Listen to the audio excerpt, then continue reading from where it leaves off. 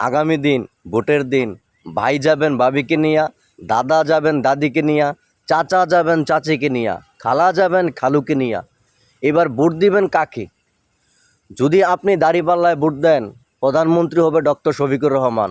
আর যদি ধানের শীষে ভোট দেন, প্রধানমন্ত্রী হবে জনাব তারেক রহমান। আপনি কাকে চান?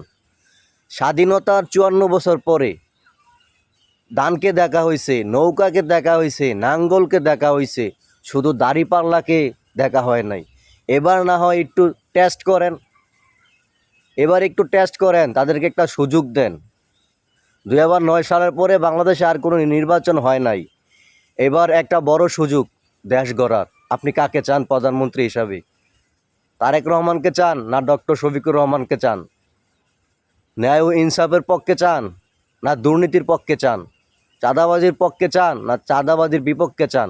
আর অবশ্যই হ্যাঁ, এবার কিন্তু শুধু ব্যালটে ভোট হবে না, পেপারও ভোট হবে। হ্যাঁ ভোট না ভোট হবে। আপনি কিন্তু টপ করে যাইয়া হ্যাঁ ভোটে মারা দেবেন চোখ বন্ধ কইরা। হ্যাঁ ভোট কিন্তু আগামী বাংলাদেশের ভবিষ্যৎ, মনে রাখতে হবে। শুধু চাচা চাচিকে নিয়ে গেলে চলবে না, ভাইয়া ভাবিকে নিয়ে গেলে চলবে না, দাদা দাদিকে গিয়ে নিয়ে গেলেই চলবে না। সচেতন থাকতে হবে, ঠিক জায়গায় ভোট মারতে হবে, ঠিক জায়গায় সিল মারতে হবে।